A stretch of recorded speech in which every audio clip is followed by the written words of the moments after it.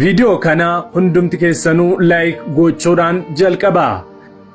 Bifa fakkeenyaa bineensa isa duraa sanatti lubbuu itti gochuun bineensa isa lammaffaa sanaaf kennamee ture. Kana irraa kan ka'es bifi fakkeenya bineensichaa kun dubbachuuyyuu danda'e. Hammi isaaf hin saganne akka ajjeefaman hin godhe. Bineensichi namni hundinuu xinnaa guddaan sooressi hiyyeessi birmaduun garbis harka mirgaa irratti yookiis adda isaa irratti gubaa akka qabaatu hin gochisiisa. Mul'ata Yohaannis boqonnaa 13 lakkoofsa 15 hamma 16. Addunyaan yeroo dhiphisaa fi baay'ee yaaddessaa kanatti seenaa jirti. Kiristaanotaaf yeroo gammachiisaan dhufaa jira. Sababni isaas wantoonni ta'anii fi addunyaa dhiphisaa jiran kun hunduu ergamaa dukkanaa bineensa bara dhumaa sana da'uu fida waan ta'eef maarree gammachuun kiristaanotaa maali yoo jettaan Masiihiin keenya Yesuus yeroo inni itti deebi'ee dhufuu fi nu fudhatu ga'eera kanadha. Yeroon kun yeroo itti qulqulloonni wayaa isaanii miiccatanii fi qulqulleeffatanii Masiihii isaanii eeggataa jiran itti butamaa jiran yoo ta'u, dachee kana irratti immoo yeroo itti bineensi addunyaa kana seeratu sun galaana yookaan saba bal'aa keessaa as ba'uuf dhidhiitachaa jirudha. Tibbana wanti waca guddaa kaasee magaalaa New York waajjira guddicha United Nation yookaan dhaabbata mootummoota gamtoomanii fuulduratti siidaa mul'ateera. Bineensi suuraa isaa argitan kun afaan banee bineensa haaree jirutti fakkeeffamee qalama hedduudhaan faayamee akkasumas koochoon hojjetamee fi waajjira olaanaa dhaabbata mootummoota gamtoomanii fuulduratti eebbifamee mul'atee jira. Waggoota kumaatamaan dura fakkii bineensa kanaa ilaalchisee macaafa qulqulluu irratti raajii Daani'eel fi abbaa mul'ata Yohaannis raajii Yohaannisiin barreeffamee jira. Kun kanaan ta'etu jiru Itoophiyaa magaalaa Finfinnee waajjira gamtaa Awurooppaa fuulduratti mootummaa Itoophiyaa duraatiin beekamtiin kennamee fi siidaan jawwee karaa qarqaratti akka ijaaramee turee fi mata duree ijoo ta'es akka ture ni yaadatama. Jaallattoonni jawwichaa jawwee isaanii wajjin caccabanii hafan Yesuus injifatee darbeera. Ergamaa Habtaamuu Biyaazeen waa'ee suuraa bineensa waajjira mootummoota gamtoomanii balbala irratti ijaaramee mul'ate kana macaafa qulqulluu caqasuun akkas jechuudhaan ibsa. Bineensi kun bineensa qeerransa fakkaatuu fi afaan leencaa qabu akkasumas koochoo qabu yoo ta'u miilli isaa immoo akka miilla amaaketaa in fakkaata. Kaayyoonii fi sababni ijaarama siidaa bineensa kanaa kiristaanotaaf deebii kennuu fi mormituu Kiristoos isa dhufaa jiru sanaafis karaa qulqulleessuufidha. Macaafa qulqulluu keessatti waggoota kumaatamaan dura Daani'eel macaafa raajummaa isaa boqonnaa 7 lakkoofsa 1 kaaftanii yoo ilaaltan achi keessatti waan argee fi isa barreesse keessatti bineensi inni jalqabaa inni argee bineensa fuulli isaa fuula leencaa fakkaatuu fi koochoo akka qabu akka argees ni dubbata. Daani'eel boqonnaa 7 lakkoofsa 4. Bineensi inni duraa leenca hin fakkaata akka joobiraas koochoo qaba. Utuu ani ilaaluus koochoowwan isaa irraa buqqifaman. Bineensichis lafaa ol kaafamee akka namaatti miila lamaan hin dhaabbachiifame. Qalbiin namaas hin kennameef. Mul'ata Yohaannis boqonnaa 13 lakkoofsa 2 irratti immoo raajii Yohaannis akkas jechuudhaan waggaa 2000 har'aa barreesse. Bineensi ani argee qeerransa hin fakkaata ture. Miilli isaa akka miilla amaaketaati. Afaan isaas akka afaan leencaati. Bineensi akka jawwee sunis humna isaa teessoo isaa aboo isaa isa guddaas bineensichaaf hin kenne. Mul'ata Yohaannis 13 lakkoofsa 2. Bineensi waajjira mootummoota gamtoomanii fuulduratti siidaan isaa ijaarameef kanadha. Maqaan kennameef immoo eegduu nagaa addunyaa maqaa jedhudha siidaa bineensichaa kanaaf.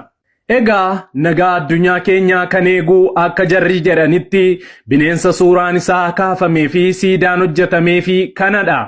Akka dhaabbanni mootummoota gamtoomanii baasetti. Tokkoffaa Tasalonqee boqonnaa 5:3. Namoonni nagaadhaa gabiidhas utuma jiranii badiisee ittiin yaadamin akka ciniinsuun dubartii ulfatti dhufutti isaan irra hin ga'a. Kana jalaa ba'uunis hin jiru. Tokkoffaa Tasalonqee 5:3. Yeroo ammaa kana wanti dachee kanarratti ta'aa oolu waanuma macaafa qulqulluu irraa dubbifannee dhageenyadha. Namoonni macaafa qulqulluu dubbifatan dubbiin kun isaaniif haaraa miti. Qophiin kun hundumtuu jala bultii dhufaatii gooftaa keenya Yesus Kiristoositti raawwatamu borumtaasaa Yesus akka dhufu kan agarsiisanidha. Misirroonis abbaa cidichaa yookaan abbaa manaa ishee simachuuf ciniinsuu dhiphisaa kana keessaa darbuutu isheerra jiraata. Waldaan kiristaanaa biyyoota nuti kiristaana jedhanii of waaman kanneen akka Ameerikaa keessatti illee dhiibamaa, ari'atamaa, dararamaa jirti. Biyyoota Ameerikaa fi hedduu keessatti sodomummaan cubbuudha jettan taanaan, seexanni waaqa miti jettanii dubbattan taanaan, ulfa baasuu mormitan taanaan, gaa'ela saala wal fakkaataa mormitan taanaan, qaama saalaa jijjiirachuu mormitan taanaan gaaffii tokko malee hidhamtu. Kun itti galma ciniinsichaa fi dararama misirroo Yesus ishee taatee waldaa kiristaanaarra gahaa jirudha. Kochoo siidaa bineensichaa fuuldura waajjira dhaabbata mootummoota gamtoomanii irratti dhaabbate kanarratti qalamni yookaan halluun nuti arginu mallattoo warra sodoomotaa kan ta'e halluu hedduu beekamaa sanadha. Dabalataanis kan mul'atu halluu gara biraa mana qulqullummaa Yerusaalem keessatti sanyiiwwan Israa'el 12 ibsuudhaaf itti fayyadamanidha.